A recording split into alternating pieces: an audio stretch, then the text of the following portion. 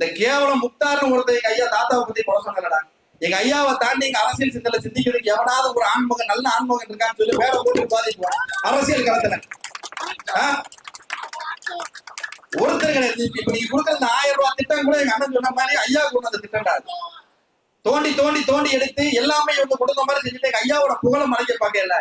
இந்த ஒற்றுமை இல்லாத ஒரு காரணத்தினாலதான் ஒரு யூடியூப் நடத்தக்கூடிய ஒரு சாதாரண ஒரு எச்சப்பயல கூட கைது பண்ண வைக்க முடியாத ஒரு இனங்கட்ட இனமா இந்த நாடார் சமுதாயம் மாறிச்சா இல்லையா? யோசிச்சு பாருங்க. இப்ப எல்லா விஷயத்திலுமே நம்ம மேலும் மேலும் மேலும் கீழே போய்கிட்டே இருக்கோம். ஒரு விஷயம் 2 விஷயம் கிடையாது. தயவு செஞ்சு சமுதாய சொந்தங்களுக்கு சொல்றேன், கல்வியில முன்னேறுங்க, அதிகாரத்தை கைப்பற்றுங்க. எம்எல்ஏ யாரும் ஜெயிக்கா, எம்பி யாரும் ஜெயிக்கா நமக்கு அது அவசியம் இல்ல. உள்ளாட்சி அமைப்புகளை கையில பிடிங்க. வார்டு மெம்பர்ல உங்க பிள்ளைகளை நுப்பாட்டுங்க, கவுன்சிலர்ல நுப்பாட்டுங்க. என்னைக்குமே தொலைநோக்கு பார்வையோட சிந்திங்க. இன்னைக்கு வரட்டும், எம்எல்ஏ வரட்டும், வராம போறாரு. ஊர்ல பஞ்சாயத்து பிரசிடண்ட் போறதால உங்களுக்கு சாக்கடை தண்ணி கொடுக்க போறாரு, நல்ல தண்ணி கொடுக்க போறாரு, பைப் விட போறாரு, உள்ளூர் திட்டங்களை கொண்டு சேர்க்க போறாரு. கவர்மெண்ட் கொடுத்த ஸ்கீமை வீட்டுக்கு கொண்டு சேர்க்கறது யாரு? அந்த பஞ்சாயத்து போர்டுல இருக்கக்கூடிய ஊராட்சி மன்ற தலைவரா இருக்கட்டும், மெம்பரா இருக்கட்டும், கவுன்சிலர் தான். அந்த அதிகாரத்தை பிடிங்க. 2000 பேர் 3000 பேர் ஊருக்கு இருந்துட்டு நாடார்னு ஒரு சிலையும் ஒரு கோயிலையும் வச்சுட்டா அதிகாரம் உங்களுக்கு தேடி வந்துடாது. இந்த அதிகாரத்தை மீட்டெடுக்கணும்னா தயவு செஞ்சு இனமான சொந்தங்களே நீங்க போராடித்தான் ஆகணும். இன்னும் ஒரு 5 வருஷம் இப்படியே அமைதி காத்து இந்த வருஷமும் ஓட்ட போட்டுருவோம், கேள்வியே கேட்க மாட்டோம், யாருக்கு விட்டாலும் போவோம், யாருக்கு விட்டாலும் போவோம்னு வந்துட்டீங்கன்னா இன்னும் ஒரு 10 வருஷம் கழிச்சு ஒரு 50-60 ஆண்டுகளுக்கு முன்னால நாடார் சமுதாயம் தேடிக்காட்டுல இருந்து ஒண்ணுமே இல்லாம வளங்கள்லாம போன பத்தியா அதே மாதிரி கால சூழ்நிலை உருவாகும். அது கிட்டத்தட்ட உருவாக்கிட்டாங்க.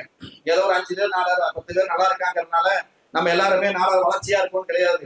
எத்தனை பேர் வீட்டு பிள்ளைகள் படிக்கிறதுக்கு வசதி இல்லைங்கிறது நான் சொல்றேன். ஒரு கிராமமா பாத்துக்கிட்டு இருக்கேன். எத்தனையோ ஊர்ல படிச்சு முடிச்சு மேற்படிப்பு இல்லாம இருக்காங்க. நல்லா படிக்கக்கூடிய பிள்ளைகள் 10 முடிச்சு வேலைக்கு போயிட்டு இருக்காங்க. அப்ப இதெல்லாம் கொண்டு வர வேண்டிய, திருப்பி அவங்களை முன்னெடுப்படுத்த வேண்டிய வேலை கடமையும் சங்கங்களுக்கும் உறவினர்களுக்கு இருக்கு.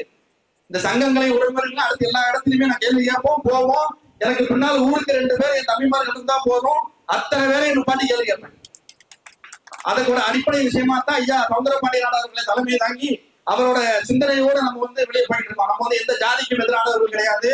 சுயஜாதி பற்றோட பிற ஜாதி நட்போட அத்தனை சமூகங்களையும் உள்ளடக்கி போகக்கூடிய ஒரு சமுதாயமாக தான் இந்த நாடார் சமுதாயம் இருக்குன்னு நான் பாக்குறேன். ஆனா நம்மளோட வரலாறு அணிஞ்சிடக்கூடாது, நம்ம காணாம போயிடக்கூடாது. நாடார் சமுதாயம் ஒரு இடத்துல கடை வைக்கணும். தம்பி சொன்னா நீ மொழி படிக்கணும்னா சொல்றாங்க, சரிதான். இப்ப மும்பை போறோம், எங்கேயோ போறோம், ஒரு கடை வைக்கணும். எந்த சமுதாயம் பார்த்தா கடைக்கு தாமா கொடுத்துட்டு இருக்கோம், அப்படியே பண்ணிக்கிட்டு இருக்கோம். விவசாயம் பண்ணிக்கிட்டு இருக்கோம். எந்த நீ வாயா நீ வேலைக்கு பாருங்க ஜாதி பார்த்தா கூப்பிட்டு இருக்கோம், அப்படிலாம் இருக்க மாட்டோம். நாடார் சமுதாயம் சமூக நீதிக்கு திட்ட ஒரு சமுதாயம். நாடார் சமுதாயம் மாதிரி உலகத்திலே எந்த ஒரு சமுதாயம் கிடையாது. அந்த சமுதாயத்தை மங்கடிக்க செய்யக்கூடிய வேலையை கட்சிக்காரங்களும் நம்ம சமுதாயத்தில் இருக்கக்கூடிய ஒரு சில கேவலமான வேலை செய்வான். தயவு செஞ்சு அவங்க பின்னால போய் உங்க பிள்ளைகளோட வாழ்க்கையை தொலைச்சிடாதீங்க. எல்லாருமே அடுத்த கடத்துக்கு கொண்டு போகணும்னு நினைச்சீங்கன்னா தயவு செஞ்சு நாடார் சமுதாய உணர்வோடு இருங்க. பேர் சொல்லும் போது நாடாருக்கு பின்னால சொல்லி போடாதுங்க. ஜாதியை ஒழிச்சிருவோம்மா, ஸ்கூல்ல ஜாதி சேர்க்காம உங்களை சேர்த்துவாங்களா? உங்களுக்கு பண்ணி கொடுத்துருவாங்களா? ஏதாவது செய்யறாங்களா? போனவன ஜாதி சர்டிஃபிகேட் வாங்கிட்டு வந்தா 3ஆம் கிளாஸ்ல சொல்லுது, அப்புறம் எப்படி ஜாதியை ஒழிப்பேன்? எதையுமே செய்ய மாட்டாங்க. அதுக்குள்ள நீங்க எல்லாம் புரிஞ்சுக்கணும். இப்போ தேர்தல் களம் கிட்டத்தட்ட 17வது சட்டமன்ற தேர்தல் இது நடக்க போகுது. கோவில்பட்டி வரலாற்றிலே இந்த தேர்தல் ஒரு குறிப்பிட்ட சமுதாயத்துக்கான ஒரு தேர்தல் அப்படிங்கிற மாதிரி அவங்கதான் நிறைய இருக்காங்கிற மாதிரி சொல்றாங்க. நம்ம யாரையும் குறை சொல்றாங்க, அவங்க திறமை இத்தனை ஆண்டுகளா இருக்காங்க.